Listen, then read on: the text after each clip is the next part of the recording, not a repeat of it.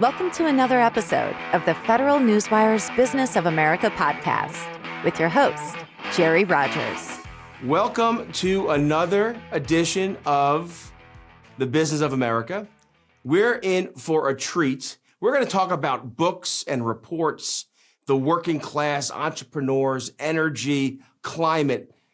We have a whole show that's going to cause you to think, maybe think differently. But however, we have a first today, and I'm very serious about this. We've never had an internationally recognized authority on global economic, political, and social trends.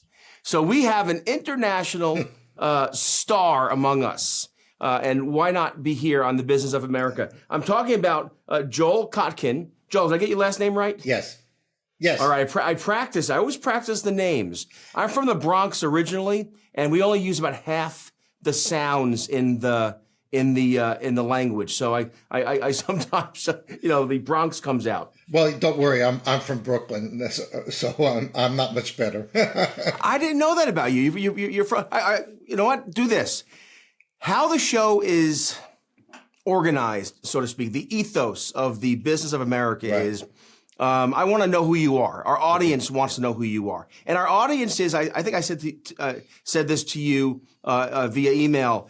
It's shared real estate. Right. So there are Republicans and Democrats, conservatives and liberals. There are entrepreneurs. There are policy experts. It really is a place, one of the last places I think, where there's shared real estate, where people of different opinions. Can we still have a difference of opinion in our public discourse? Well, that's becoming more and more difficult. But that's our real estate, and I'm sure they want to know more about you. So why don't you introduce yourself a little bit? Okay. Tell us about your 10 books. I think it's 10 books. Where your university, my goodness, you're a Superman of resumes. Well, of course, that's one of the things that happens when you get to be 71 years old. You have to have accumulated something besides. I tell you, I hope I look as good as you as when I'm 71. God bless you. Well, there are some good things about life in California. I was born in Germany. My father was in the Army, so I'm a U.S. Army brat officially. But I grew up in Brooklyn and then Long Island. My parents moved in the great trek out of New York City, which I'm sure I call it the Great Diaspora. In the Bronx, they went to Pearl River, North Jersey. They went to Long Island. The Great Bronx Diaspora, the same thing. Of course, in Westchester, it's all over. So yes. Even one of the really good delis in the Bronx just opened up in Ardsley. So, basically, so I was a reporter.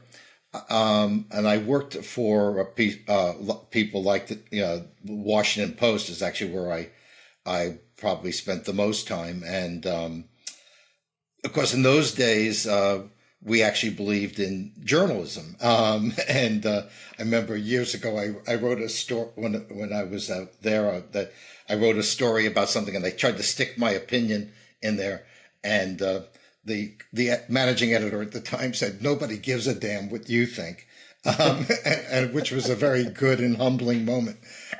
So I worked for Inc. magazine, but I've always been based, I would say, in my professional career in California. First in the Bay Area, where I went to school, and then to in Southern California, and over the last many years, I somehow managed to make a living as a writer.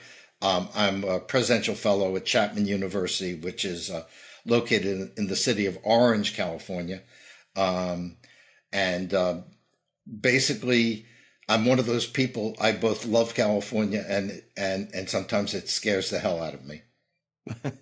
Well, I tell you what, I have spent some time on the left coast. Maybe you know him, but a friend of mine, Steve Hayward. Oh, yeah. I think sure.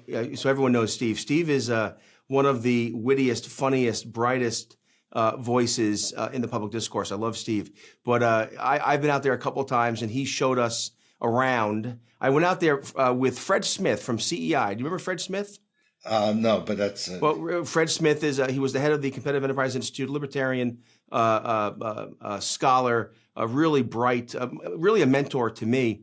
But we went out there and I could live out there. I could live next to Steve lives right near the ocean.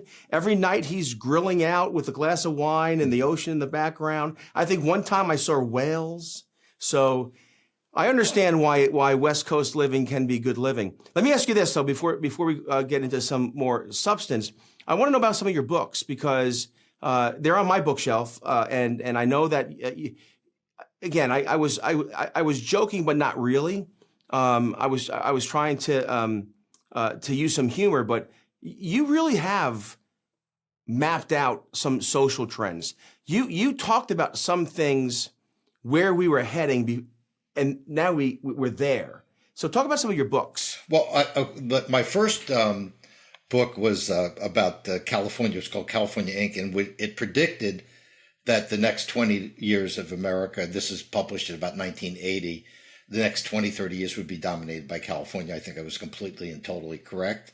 There's just no question that California. I'm sorry, Joel. What was that line when I was a kid on The Price is Right? California emissions, right? All the cars, right? And it has California emissions. Well, but the big thing is that California attracted people from all over the world and was a great place of opportunity. And as we can talk about later, it's less so. So if you're a old guy like me, and I bought my first house in Hollywood for $150,000, did pretty well. You ran up the real estate. For the next generation and for minorities, it's not so good. And I wrote a lot about, in some of the other books, I wrote about a history of cities in which I predicted in part that suburbanization was going to be the permanent feature. That did not make me popular with certain people. But it turned out it made you correct, but not popular. Right, because we still have a world of urban planners and theorists who think, well, if we all lived in a 2-foot by 1-foot apartment and didn't have a backyard, that life would be better, and that's what people want, which of course is not what people want. And then in fact, and you can attest to this. When I was growing up in the Bronx. And we lived in a kind of an insulated Irish neighborhood, Kingsbridge, and then Kingsbridge, yeah. Kingsbridge, sure. And everyone used terms like, "Oh, they got out. Oh, they're getting out. Right. They want to get out." Everyone, as a kid, 9, 10 years old, I'm wondering, why does everyone want to get out? Where are they going? And my mom and dad took a super's place. So they could save money to buy a house in Bergen County, Jersey. And again, a 3-bedroom Cape, right? No garage, a nice backyard. I thought we were in the country, but it was typical suburbia. It was house, house, house. But for a little kid, that's when I started playing baseball and football and all the rest of it. So you're right. There's always been this yearning to go and have a backyard and have a better place for your kids to play and that sort of thing. Although I'll tell you this, Joel, and I'm not joking about this. I brought stickball with me. So when I went out when we lived in Fair Lawn, New Jersey, me and my buddies played stickball, but we played it not because they were, the streets were different. We played it against a wall with a chalked out strike zone. I did the same thing. But so the one sense of my work has been really to look at this transition and the sort of conflict between sort of this idealization of a certain kind of lifestyle, which is perfectly okay and it works for many people when they're younger, and what people end up wanting to do, what they can afford to do. The other big stream was I spent a lot of time in Asia. Being in California, the impact of Asia was much more evident here than it was in the rest of the country, except for Hawaii, of course. And then what you found was that I predicted, and I was right, which is sort of nice, that everyone was so hysterical about Japan, and Yes. I said it's going to be China. China and the Chinese diaspora, Taiwan, Singapore. Sure.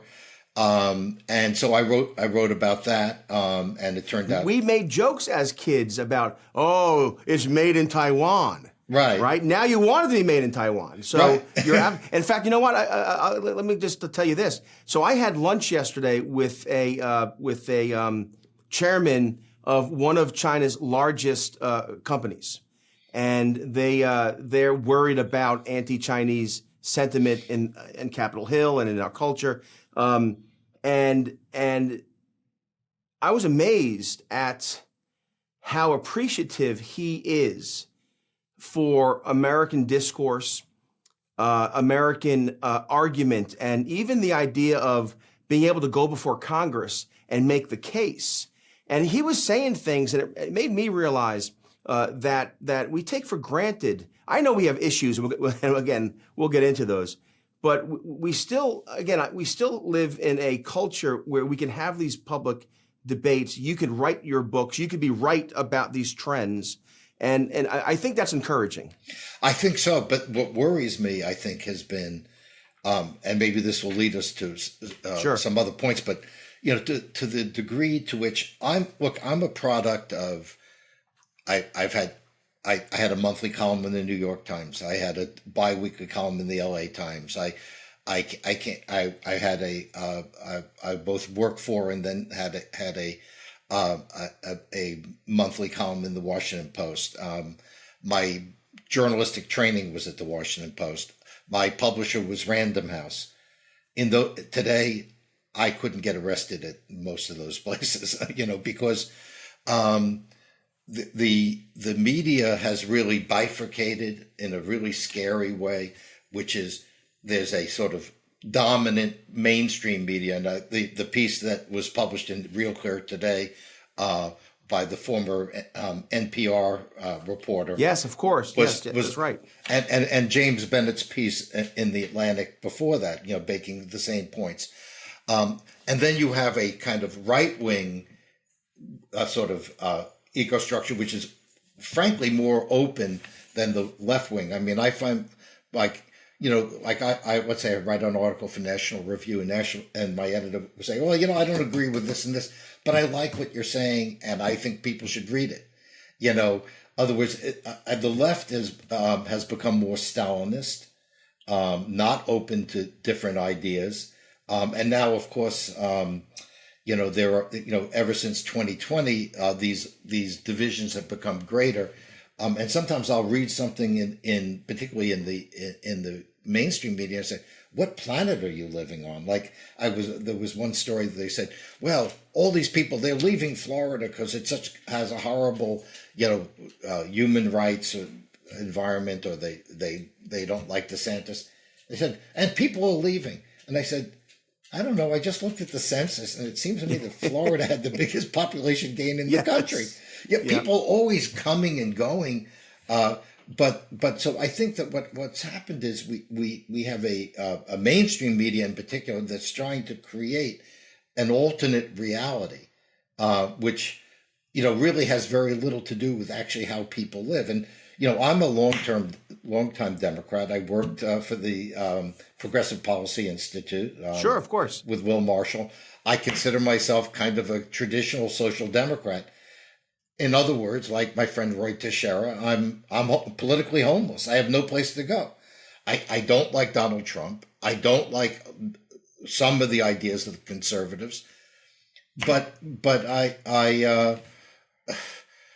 really don't. I can't deal with a Democratic Party that calls Israel a genocidal regime and wants everybody to be driving EVs, even though they don't want them, can't afford them, and the overall environmental effect is hardly worth the price. The emissions on an EV is worse than a new gas car. When you figure what it takes to build it, and of course the fact is that so much of it's coming from China, where they're using coal power. So, the problem that we have now is like if you take a person, even somebody from the Obama administration, and you have a different point. you can't even get it on. The media just eliminates things. So when I did my last book, and we finished with books, which done incredibly well, is now being published in Chinese and Japanese on neo-feudalism.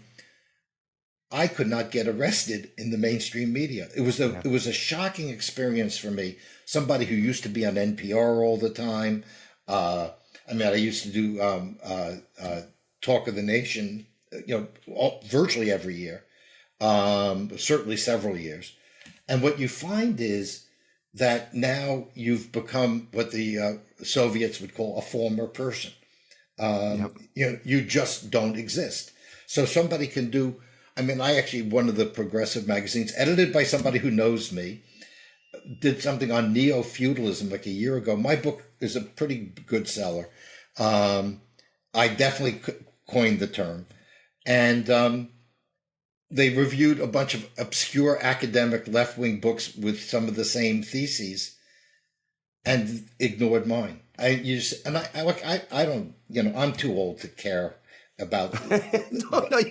I won't let you, that I won't allow, because I do think it's funny that you're talking about a non-person or not having a political home.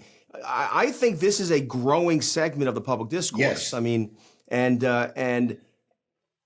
And here's my concern. And I've said this before. The political dynamics have changed. It's no longer really conservative, liberal. It really is, I think, now more of this elite culture you're talking about. Right. And working people and entrepreneurs. And when you look at energy policy, climate policy, how do these things impact the entrepreneur who wants to start a new business, the regulations and the EPA or state rules and roadblocks? Or what if you're someone who's, again, just trying to bring to the market something different, or you own a mom and pop shop? What I'm finding out, and we have on this program entrepreneurs and those who are in the economy, the doers. I might have said this to you. We kind of based the show off of Teddy Roosevelt's In the Arena. Right. Who are the men and the women in the arena getting the hard work done? It's easy to criticize. And it seems to me that the elites like to criticize or like to, worse than criticize, ignore. What's the impact of that on working people, on people who are trying to innovate and do things differently? Well, we just came out yesterday with a report, which you have, on Latinos in California. This is a perfect example of what happens. No state in the union does more bloviating about, we care about people of color and the California way is this and that. So what we did is we said, okay, I wonder how Hispanics, the 40% of our population, are doing relative to Hispanics in other states. And what we found out is they are doing much better in Texas and Florida. They're also migrating to those places in some cases. But what's happened is, take climate policy as a good start.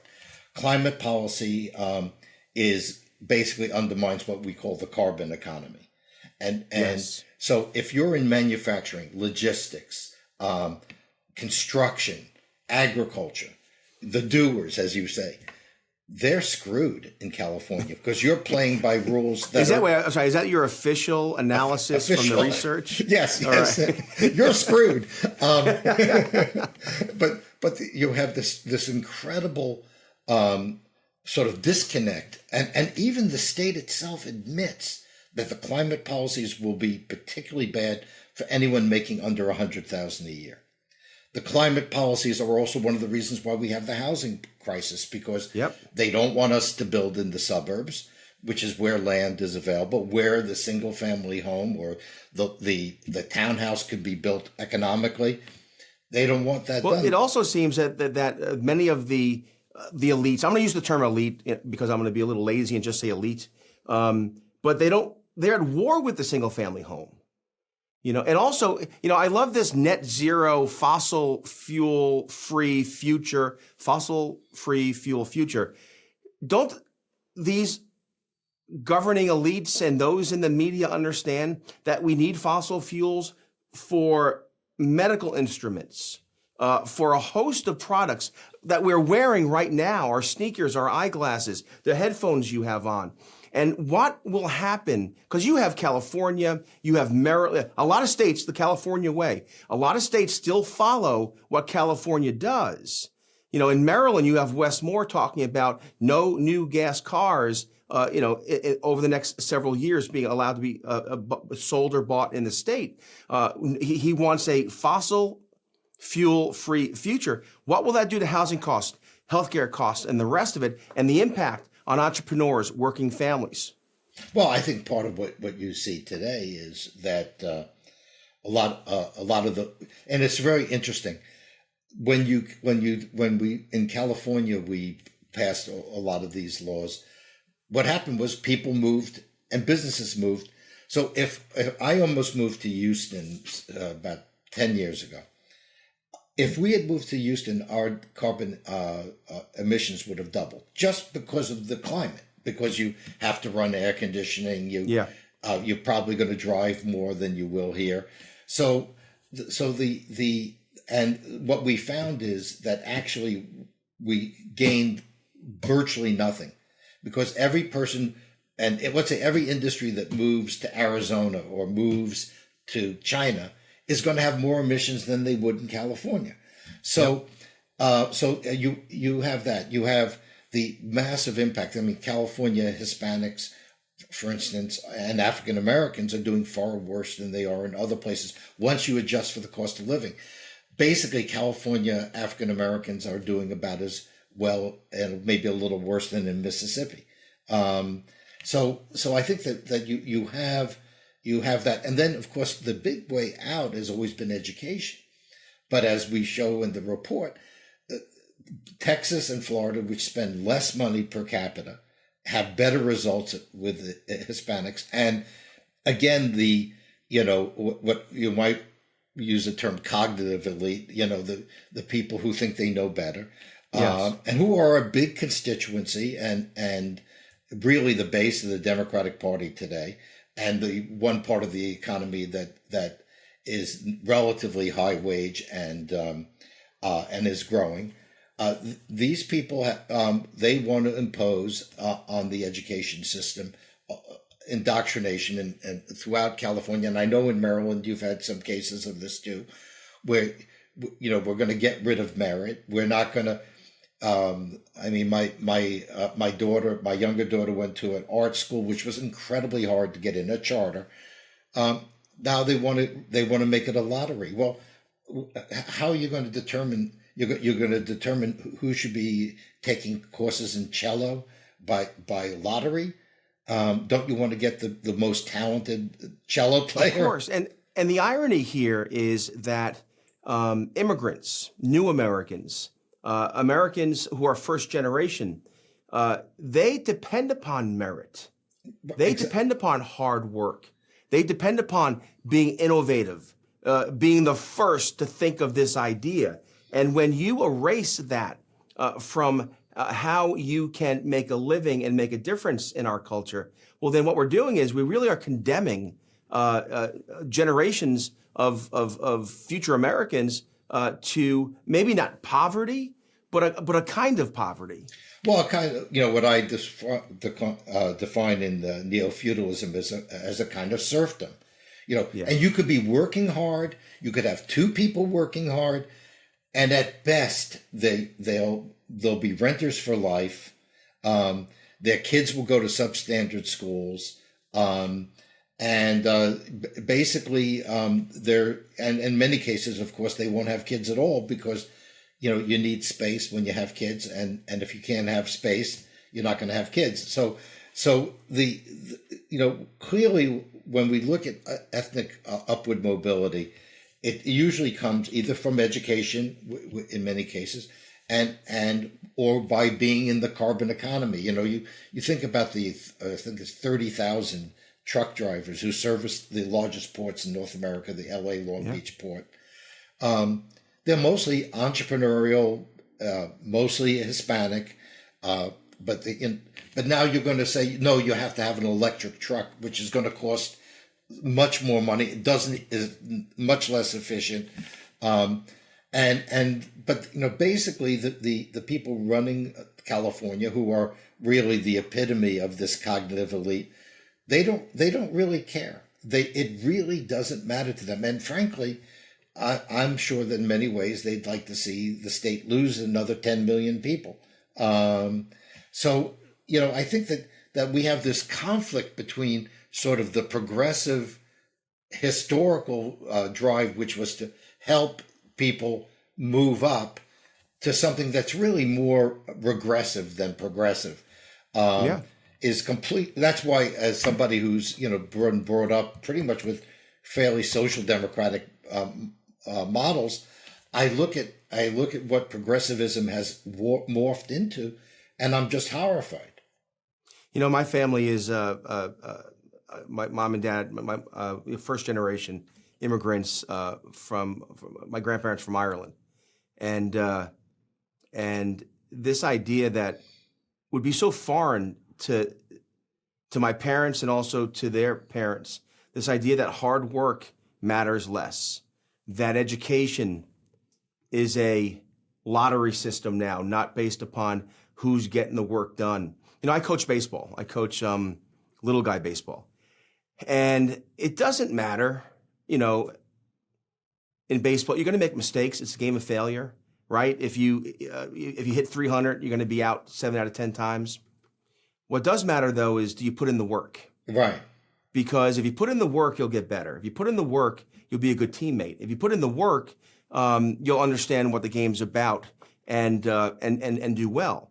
And it seems to me we want to play baseball without the work, without the rules, without the boundaries, and still expect success. Or maybe, like you said California, they want to lose 10 million more people. They don't care. How do we make them care? What are some of the upsides? How do we begin to shift the public discourse, shift the economy so the doers have a chance to make it?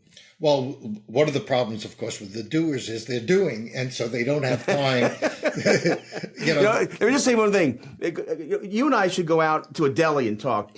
So I asked my mother once. My daughter and I were talking today about different generations. My mom's a boomer. She's she's a post-war World War II baby. Like I am.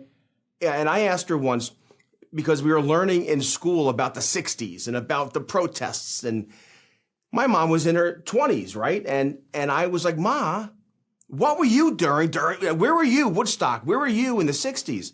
And she said, I was working and having babies. So to your point, she wasn't paying attention to other things. Right. And that's, so I think one thing that would be good if the doers somehow were able to engage in some ways in the political process, particularly when I look at Latinos, and I would also say Jews, although Latinos are obviously infinitely larger group and probably determinative of the future of the country. But make the politicians compete for your vote. I don't think the African American population has benefited by being essentially and I will use this term advisedly, the chattel of the Democratic Party. I mean, it's been great for a class, of people who work for government, work in HR departments, have great benefits from the kind of racial spoils regime that we've developed. But for the average African American, it's been a disaster. Because now, do you see any movement here? I know that again from Real Clear Politics polling and other polling research, we're seeing that specifically some Hispanics moving away from the Democrat Party, working African American males moving away from the Democratic Party. Are you seeing this as well? Oh yeah, that's definitely happening. It's happening particularly in states, like Florida, Texas, Nevada. It's definitely happening. If the Republicans could come up with more attractive candidates, which they're not very good at. Please, this is not a show about. This is not we're not genies here. We're not making wishes over here, all right? Right. So yeah, you have that, and there are obviously issues, notably abortion, that sort of disrupt this. But the natural progression of the aspirational middle class is going to be certainly much more independent minded and even Republican than what we've seen in the past. And I think that also we have to remember that most immigrants, including, by the way, Muslim immigrants, are culturally far more conservative than the average white American. So it's interesting that you say that. In Montgomery County, which could fit in perfectly anywhere in California in terms of being a progressive mecca, there was very serious, even received some media attention because Asian Americans, Asian immigrants in first generation, and Muslim immigrants and first generation were protesting the school curricula. Right. The school and the curricula of there's more than one curriculum. So of the grammar schools, the elementary and the high schools, and these were not your traditional, Ralph Reed Christian Coalition. Right.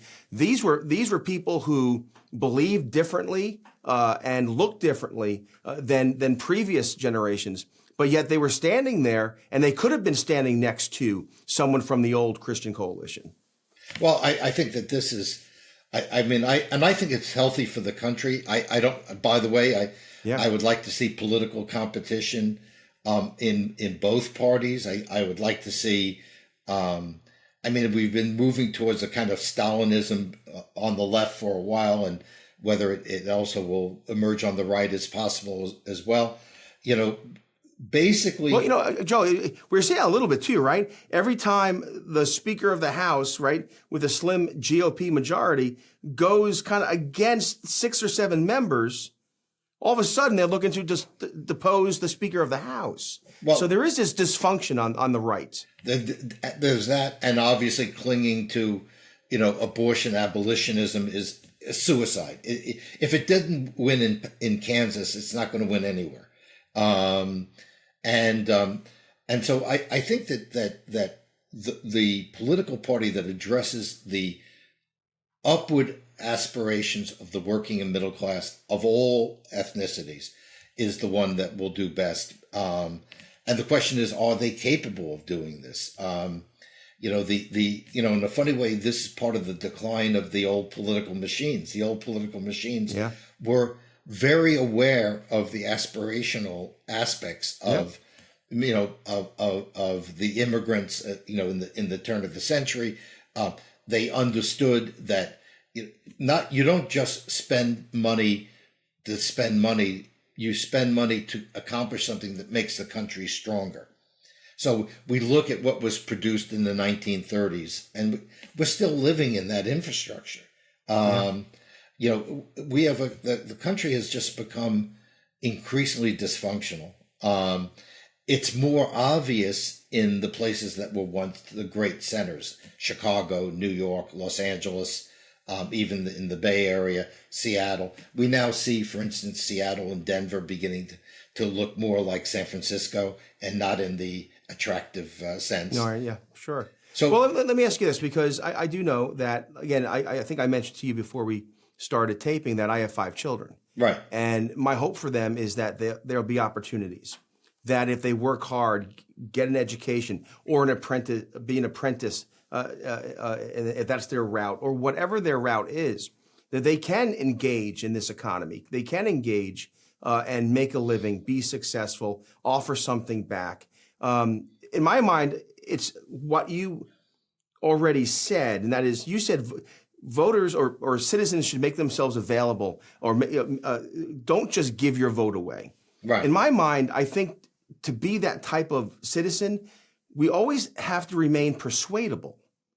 We have to, and the only way to be persuadable is to understand that you don't know everything, that you can still learn something. Right. And that's beginning to wane. But my guess is, and correct me if I'm right or wrong, I think if you're the entrepreneurs and if you own a business or a restaurant or you're someone engaged in the economy, you have to learn and relearn all the time. So maybe the hope is the entrepreneur class. The entrepreneurial class, particularly the ethnic entrepreneurial class, as we show in our report, Latinos are extremely entrepreneurial. By the way, the Muslim community is very entrepreneurial. The Israelis are very entrepreneurial. Obviously, the Asian communities are very entrepreneurial. I think we have to get the entrepreneurs, and then I think it's a question of the skilled workers. I mean, and one of the really good things, and I probably shouldn't say this as a university affiliated person, the fact that many young people are now saying, you know what, I really want to learn a skill. I really want to, a friend of mine who's one of the original developers of virtual reality. I covered Silicon Valley back as early as the 80s. One of the things he said to me, in the future, it won't be my son, the programmer. It will be my son, the plumber. That the plumber will survive the AI much, much better. The person who has an artisanal skill is going to survive much better. The person who can perform live is going to do much better than somebody whose product can be duplicated. I'm teaching a class with a colleague of mine on AI and its effects on society. And, right now, there are certain skills that are still going to be useful.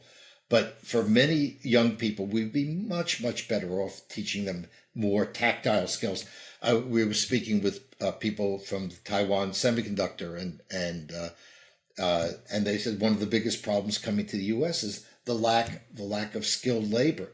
And then you add racial quotas to it and this and that, and it makes it very, very difficult for these companies to function in this country. I think our education system needs to be much more rigorous. Now you're talking to somebody who had 7 years of Latin, so yes, my kids are here watching the show and they're listening. I have been saying forever that we should learn. I had Latin in high school. I went to Catholic private school, but regardless, Latin you learn Latin, and I'll hear from the kid. Why? Because it's the basis for so much in terms of language and logic and understanding history and philosophy. But God, I'm sorry. Well, and of course, to me, one of the most exciting things in my education was being able to read Caesar or Tacitus in the original. And all of a sudden you're transported into their world. And that's such an incredible experience. And then obviously the discipline. I mean, I would attest more of my success as a writer to my high school Latin teacher and I went to a public high school. Yeah. And I think that what we need to do is become much stronger in those basics. And then, one of the things I see and horrifies me is eliminating algebra and eliminating calculus. Now, I'm not a great math person at all, but we're competing against countries like, places like Singapore, Taiwan, China, Japan, where nobody would ever dream of taking algebra out of the program. And I think that what we need is two kinds of rigor. We need the intellectual rigor for those people who are going to go into fields where they're going to need a certain degree of education. But we also need a much stronger system for people to gain skills. One of the things I thought of, I worked a lot in New Orleans. And after Katrina, they rebuilt New Orleans. But it wasn't New Orleanians who were doing it. It was people from Chihuahua who were doing it. Yeah, that's right. And I said, why didn't we take these kids in the ghetto who have very poor prospects in many cases? Yeah. Teach them to become carpenters. Teach them to become bricklayers. Teach them to do construction skills so that they would have a career. Instead, what would we do? We imported people from Mexico. God bless them. They have the work ethic. And they're willing to learn. I think we are so cheating the next generation, besides leaving them with incredible debts, and And that could be the next show. The $34 trillion debt that we $2 trillion deficits. But let me ask you this, and we can start to wrap things up because I'm respectful of your time. And I'm a despairing optimist. That's a good description. And I still have hope for the future. I must have hope for the future. It's one of the things. I'm a Yankee fan as well. And even when the Yankees are playing poorly, I would never bet against them because they're my team. I feel that way about my country. I would never bet against America because it's my team. But I have days when I wake up and I'm like, oh my goodness. I read the news and my job is like your job. I have to read the journals and the papers and I have to read the papers. And it's by 8 a.m. I'm thoroughly depressed, right? But but I still have hope. Where are you on the hope gauge? I'll give you a few sort of examples that I feel very good about. All right. I just did a piece. It'll be out in City Journal next week or two. City Journal, by the way, let's give it a plug. I think the best public policy journal in America today. I just think I think Brian Anderson, those guys do a great job. I can say it. You don't have to say it. And really great editors, which is increasingly rare. But one of the things that I think is very critical here is that that we now see at the grassroots level on education. I'm writing about an education, even policing. Communities beginning to do these things of their own. There's a fantastic school in Houston. It's called the St. Constantine Academy. It's a Greek Orthodox school in a rough neighborhood in Houston, and you have to be fluent in either Greek or Latin by the 5th grade. Oh wow! And they may add Arabic because many of their students are from the Middle East. Because, as you know, the Christian communities of the Middle East have been essentially expelled, or certainly are much diminished. So I see these grassroots efforts. I see in downtowns of small, predominantly Hispanic cities in South LA County, the improvements of downtowns, the development of little centers. There's a place in not far from where I live in Orange County called the Mercado. It's the most amazing collection. Every different kind of Mexican food in the same place. Yeah. When I look at the ethnic communities, and I see some hope. I see some hope in that the Z generation. Your kids are Zs. I'm going to talk to him off camera. You're Z, right? What's Liam? All right, I got an Alpha and a Z with me. Okay. Well, as my daughter says, here's some hopeful comment. She said, "Dad, don't worry. We hate the millennials more than we hate the boomers." Well, I'm X, so I don't think anyone hates me.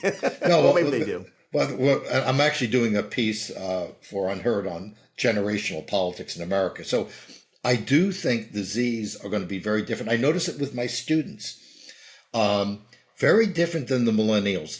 The millennials, I think, are getting mugged by reality now, and that's why they're beginning to move a little bit away from the progressives. But the Zs, they're going to be a tough generation because they were born amidst the financial crisis in many cases. Their parents have struggled. They went through the pandemic, and I think they're going to be tougher and more skeptical. And the key thing is that we continue to bring to them the ideas of free speech and open debate, but the potential is there. And also they're looking at a world in which, unlike, let's say, in my generation, you got a college education, you were probably okay.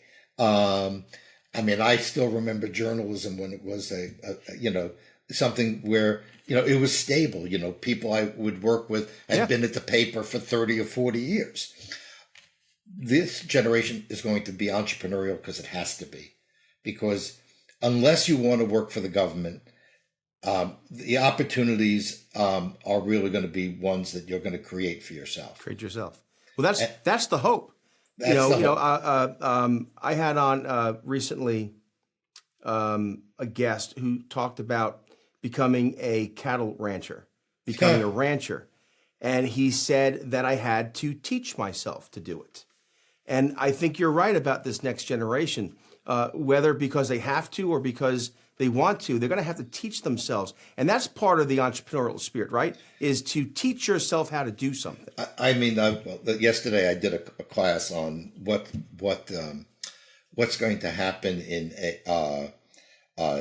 to retail in AI. So I had two incredible presentations. One from a man named Shaheen Sadeki, who developed what he called the anti-mall, where he has these halls and all he has is small businesses, no chains at all. And all these businesses he's incubated.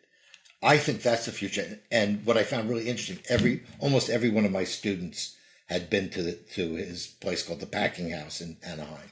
Yeah. The other one is, and the most very nice story is this woman named Noak, who during COVID started selling she's Laotian. She's selling Laotian sausages over the internet on the phone.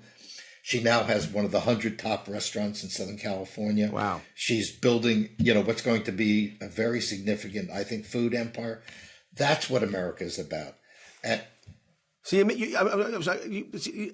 I feel more hopeful now than despairing now, because I agree with you. And I every so often, I'm a egomaniac with an inferiority complex. And I worry about the ideas I have in my head sometimes. I wonder if I'm the only one. But you're saying things now that I've heard others say. Charlie Cook, the political analyst. So I had breakfast with Charlie around Christmas time. And he was also very despairing. And I asked him, I said, well, you got to give me something, Charlie. You can't let me go. It's Christmas time. And I can't go home feeling this way. And he said the same thing you said, Joel. He said the Gen Z generation, they're going to be the ones that kind of break through this or help us break through this. And I'm so happy to hear you say that. And at Chapman, 25% of our engineering students are Hispanic. Almost 50% are women. I mean, there are changes going on, and I think that I think we have to have hope that the Z's and also the aging millennials are going to. I don't care if they want to be Republicans or Democrats. To me, neither do I. Who cares? But the thing that really matters is that they're open-minded, and as you mentioned earlier, are open to be persuaded. Yeah. That and they want to understand the evidence of why I should do this. On issues like climate, why don't we have an intelligent discussion about what we're doing, what's going on in China? Is natural gas and nuclear power, are there ways that we can get there without destroying our society? Yeah. And those issues need to be discussed. And that's why I'll give you guys a plug, why I always recommend Real Clear to my progressive and liberal friends, because you will get progressive and liberal opinions, but you'll also get conservative and you'll get oddballs like me even. So, well, listen, it's oddballs like you, and I think I think my family would consider me an oddball as well. Maybe not my mother, but you're right though. There are places like the Business of America, like Real Clear, like other venues that are allowing the oddballs to have a conversation. And I say this all the time, but I truly mean it. I don't think one conversation is enough with you, Joel. I'd like to have you back. Sure. And talk about, energy, but other issues. Before I let you go, though, what's the name of the paper and how can folks find it? Okay, it's called El Futuro es Latino, and it's in English and Spanish. I was the editor and sort of conceived a lot of it, but it's written by 4 Latinas, and just with with some, research help from some of us alta kakas, as we would say in Yiddish. I won't translate it because this is a family show, but well, I know what I mean. I agree. When I was little, the Grand Concourse in the Bronx was little Israel. You know what I mean? Yeah. Oh, sure. The Irish and the Jews lived so close together. That's why we have corned beef on St. Patrick's Day. Right. It's because our Jewish neighbors, the Irish immigrants and Jewish immigrants, the Irish were poor and couldn't get a ham or get an expensive meat for St. Patrick's Day, and their Jewish neighbors ate corned beef. Right. Well, I think there are the fundamental elements of America are not only strong, but stronger than any of our competitors. We're seeing China is essentially going back to its kind of Mandarin roots. Europe is just exhausted and divided and weak. I mean, the only other country that I think has huge potential is India. Yep. And I think eventually parts of Africa as well. But the reality is we're a very strong country, and if we ever got decent leadership, we would kick the world's butt. Joel Kotkin, you're all right, man. All right, thank you. We're gonna that's the highest praise.